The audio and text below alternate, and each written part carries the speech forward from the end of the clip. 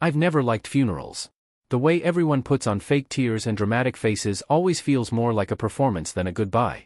But this funeral wasn't just any funeral, it was my Uncle Richard's.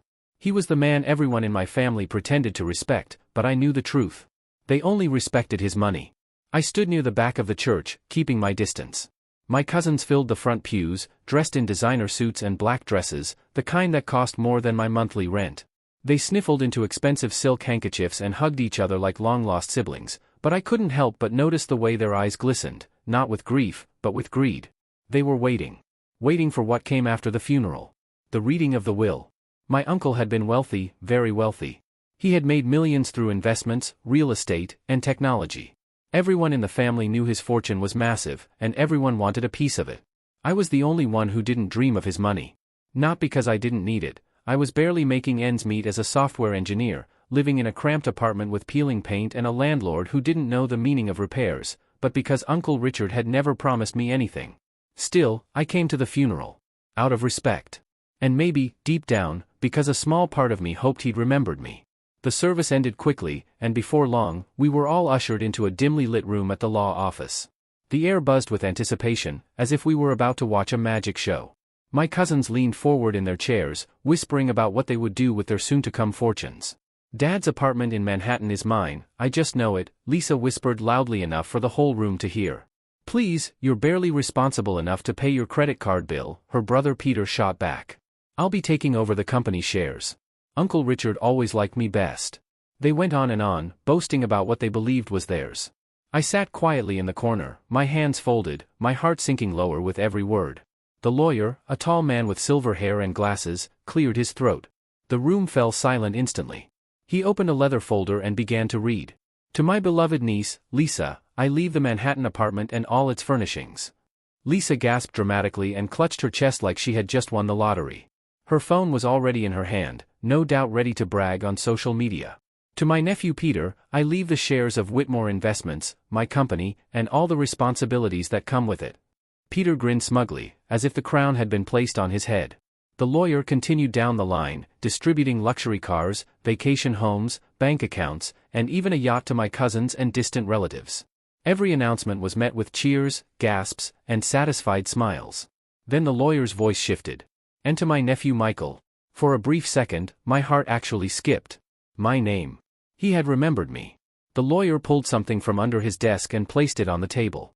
"I leave this. It was an old, battered laptop." I stared at it, stunned into silence. The casing was scratched, the screen smudged, and one of the keys was missing. It looked like something you'd find in a thrift store for $20. The room erupted in laughter. "You've got to be kidding me," Peter chuckled, slapping his knee. "All this wealth, and he leaves you a dinosaur computer? Guess he really thought you were worthless, Mike." Lisa leaned forward, smirking. "Maybe he thought you could finally Google how to be successful." The laughter stung, not because of the words, they'd been mocking me my whole life, but because of the humiliation. Sitting there in that room, with everyone's eyes on me, I felt like the universe itself was pointing a finger and calling me a failure. I forced a tight smile, picked up the laptop, and said nothing. The lawyer cleared his throat again, ignoring the laughter. "That concludes the reading of the will.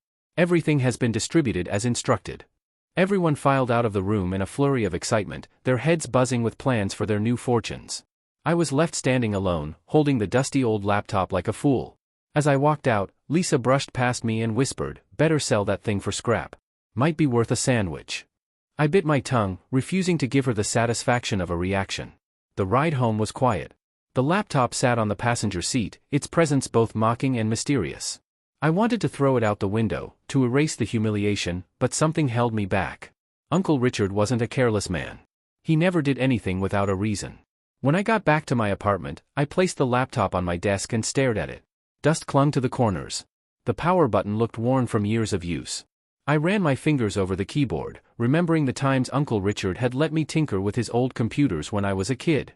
He used to tell me, "Michael, you're the only one in this family who actually understands how things work. Everyone else just wants the results." Was this his way of reminding me? Or was it just a cruel joke, one final humiliation from a man who'd given everything to everyone else? I sighed, plugged it in, and pressed the power button. To my surprise, the screen flickered to life. A password box appeared. Below it, a single line of text read, "For Michael only." My breath caught in my throat. The old man had left me more than a laptop. He had left me a challenge. And I intended to find out why. The words on the screen wouldn't stop staring back at me, for Michael only. It was like Uncle Richard was speaking to me from beyond the grave. My fingers hovered above the keyboard, my mind racing. What had he hidden here? Why me? I typed in the first thing that came to mind, my birthday. Incorrect. I tried again, his birthday. Still wrong. I leaned back in my chair, rubbing my eyes. This wasn't going to be simple. Uncle Richard had always been a man of puzzles. When I was younger, he used to leave me little riddles or treasure hunts whenever I visited him. He'd say, "A mind that doesn't solve problems rusts like an unused machine." I closed my eyes and thought back. What password would he use? Something only I would know. Suddenly, it hit me. The chessboard. When I was 12, Uncle Richard and I used to play chess for hours in his study. No one else in the family had the patience for it. He'd always open with the same move, pawn to e4. It was his signature. I typed in pawn e4 and hit enter. The screen went black for a moment, and then a desktop appeared. My heart raced as I scanned the folders. There were dozens of them, each carefully labeled, projects, investments, patents, wallets. I clicked on the wallets folder first. Inside were strings of letters and numbers, cryptocurrency addresses. My breath caught. I opened the file labeled holdings. My eyes widened. The numbers didn't make sense at first. Bitcoin, Ethereum, Litecoin, millions of dollars worth of each. My uncle had been sitting on a digital gold mine. And now, by some twist of fate, it was all in my hands. I pushed my chair back, pacing the room. My pulse thundered in my ears. If this was real, then I had just inherited more money than I could ever dream of. But that wasn't all. Curiosity pushed me toward the patents folder. I clicked it open, scanning through PDFs and legal documents. They weren't just random inventions, they were cutting-edge technologies. Artificial intelligence algorithms, data security systems, renewable energy models. And each one had Uncle Richard's name, signed and sealed. But then I saw it, my name. One file was labeled, Project MR. I clicked it, and the document opened. Project Michael Richard, the header read. I froze. It was a patent application, half complete, describing an AI system that could revolutionize cybersecurity.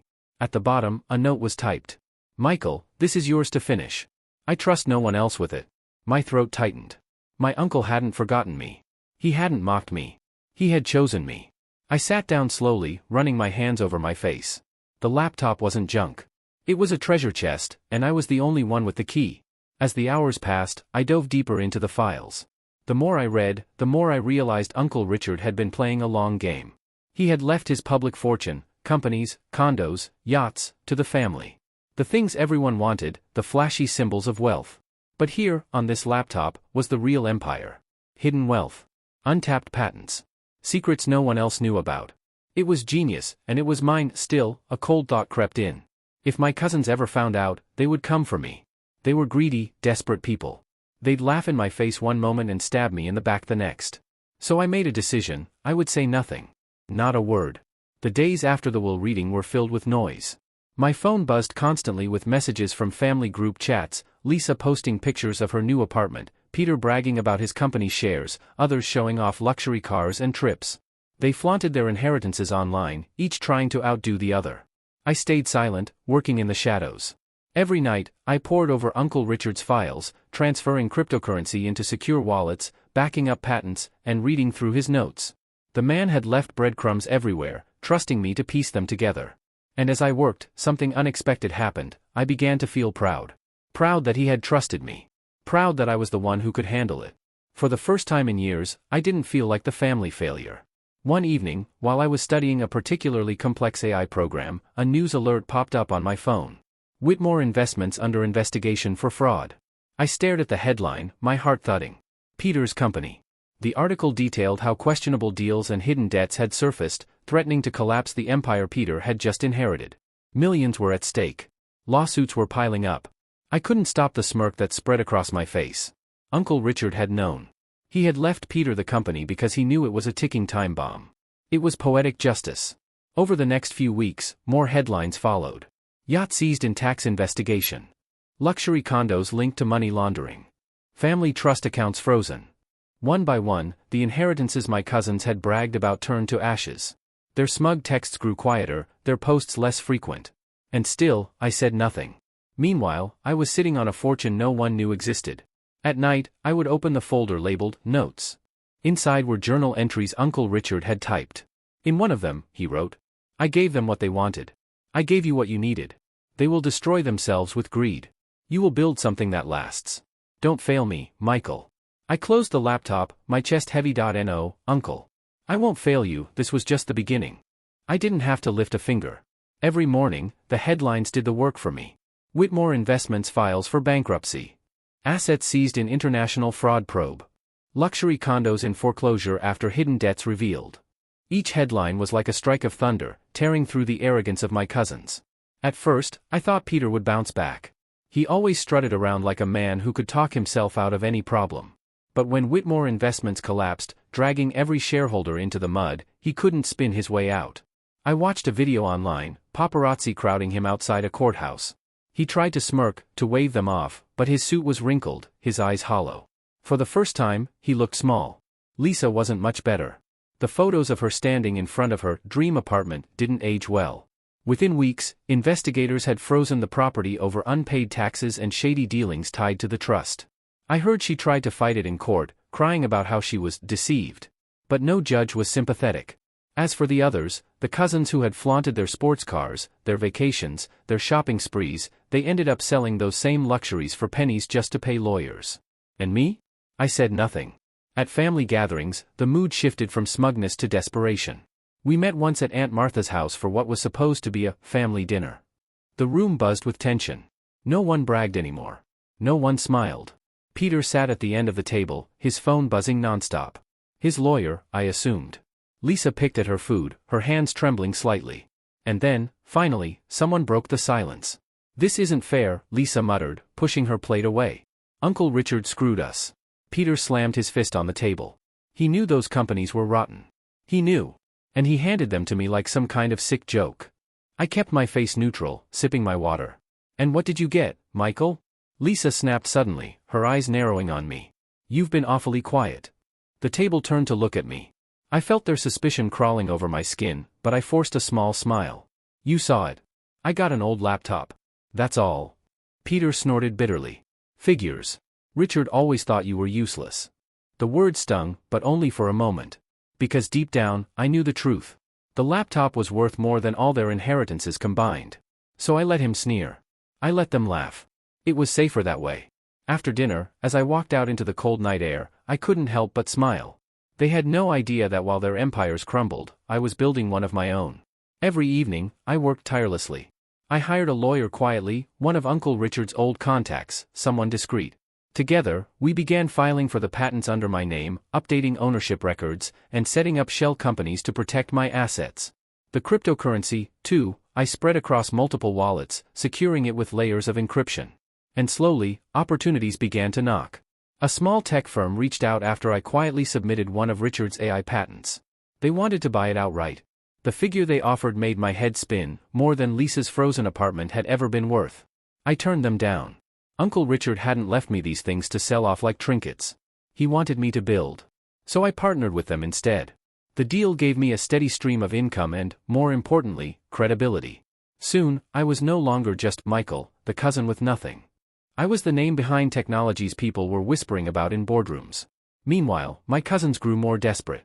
Lisa called me one night out of the blue. Her voice cracked as she begged, "Michael, please, can you lend me some money? Just until this blows over. You know I do the same for you." I almost laughed.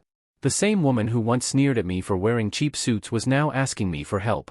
I told her gently, "Lisa, I barely have anything myself. You know Uncle only left me that laptop."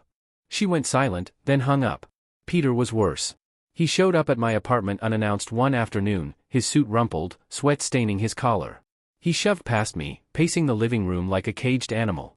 "Look," he said, voice trembling with anger, "I know Richard left you something. Don't lie to me. What's on that laptop?" I forced a laugh, shaking my head. "Peter, it's old. Half the files are corrupted. I can't even get it to work properly." His eyes narrowed, scanning my face for cracks. I held steady. Finally, he cursed under his breath and stormed out. I locked the door behind him, my heart racing. They were starting to suspect. And that made me more determined than ever to stay ahead. The investigations into their inheritances dragged on for months, each new revelation worse than the last. Peter faced lawsuits from angry shareholders. Lisa lost her apartment and was drowning in debt. The others sold off what little remained just to survive. At the same time, I began to climb. My partnership expanded into multiple contracts. Tech conferences invited me to speak. Quietly, discreetly, I became a man of influence. But I never forgot Uncle Richard's words: they will destroy themselves with greed. You will build something that lasts. And he was right. I didn't have to ruin them. I didn't have to scheme against them. All I had to do was wait. Their greed was the weapon, and it had already cut them down. Still, a part of me wasn't satisfied. Watching them lose everything was sweet, but not enough. Because deep down, I wanted them to know. I wanted them to look me in the eye and realize that the cousin they mocked, the one they dismissed as worthless, was the only true heir of Richard's empire. That moment hadn't come yet. But it would. I would make sure of it. There's a certain silence that comes when the tables turn. It isn't loud. It isn't dramatic. It's quiet, like the stillness before dawn.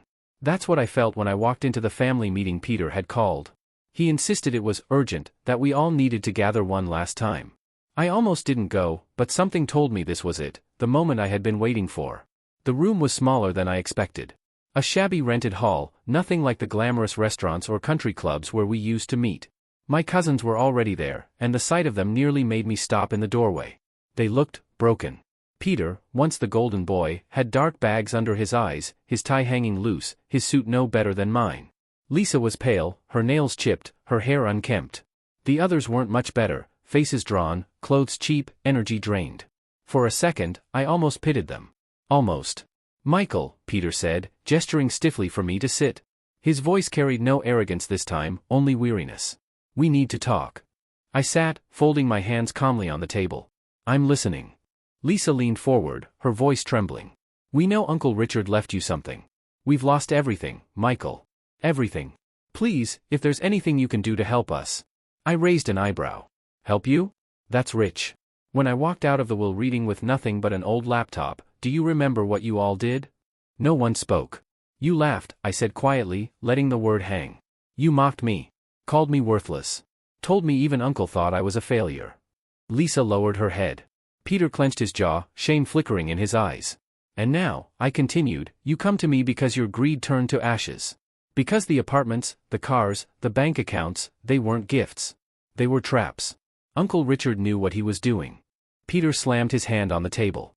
"Then what did he give you? Tell us." I leaned back, watching them squirm. This was the moment I dreamed of, not shouting, not gloating, just calmly showing them what they had missed. "He gave me something you wouldn't have understood," I said. "Something you wouldn't have cared about, because you were too blinded by greed." From my bag, I pulled out the old laptop. Its surface was still scratched, its corners still dented, but to me it gleamed like gold. I set it on the table. "This," I said softly, "was my inheritance." Lisa frowned. "That's it? That piece of junk?" Peter's eyes narrowed. "You're lying." I pressed the power button. The screen lit up, and after a few keystrokes, the familiar dashboard appeared, the cryptocurrency wallets, the patent files, the digital empire Richard had hidden away. I turned the laptop so they could see. Their gasps filled the room. What is this?" Lisa whispered, her eyes wide. "Proof," I said. "Proof that while you were busy spending money you didn't earn, I was entrusted with something real. Uncle Richard didn't trust you. He trusted me." Peter shook his head, his face pale. No, this isn't possible. He gave me the company. He gave me the accounts. And look what happened," I interrupted, my voice steady. "They crumbled because they were rotten. He left you poison, Peter. He left you all poison. But me? He gave me the antidote." The room fell into silence. For the first time, I saw it clearly in their eyes: fear, envy, realization. They finally understood that the cousin they mocked, the one they dismissed as a failure, was the only one who had truly inherited Richard's legacy. Lisa's lip trembled. "Michael, please. Can you share it? Just a little. We're family." I let out a quiet laugh. "Family? Where was that word when you mocked me? Where was it when you left me humiliated, walking out of that lawyer's office with nothing but this laptop? You only remember family when you need something." No one argued. I stood, closing the laptop and slipping it back into my bag. "I don't need to shout, or scheme, or destroy you. You did that yourselves. And that's the beauty of it. Uncle Richard knew your greed would eat you alive. My revenge was never about bringing you down. It was about living well while you fell." As I turned to leave, Peter called out, his voice cracking. "Michael! Wait." I stopped at the door, glancing back. "Enjoy your empire," he spat bitterly. But don't forget, you're still one of us. You've still got Whitmore blood in your veins. You'll end up just like us. I smiled faintly. No, Peter. That's where you're wrong. I learned from Uncle Richard. And unlike you, I know the difference between wealth and greed. With that, I walked out. The cool night air hit me like a blessing. For the first time in years, I felt light. Free. My cousins would spend the rest of their lives haunted by what they lost, tormented by the knowledge that I, the one they had ridiculed, was the true heir. That was their punishment. And me?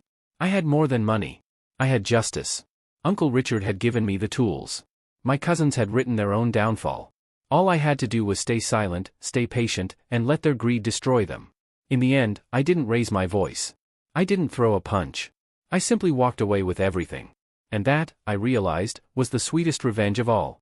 If you enjoyed this story, please give it a like and share it with someone who needs to remember that sometimes the smallest gifts carry the biggest surprises. Drop a comment below about a time when something seemingly insignificant changed your life. And don't forget to subscribe to the channel for more stories about families, secrets, and the unexpected ways life reveals who we really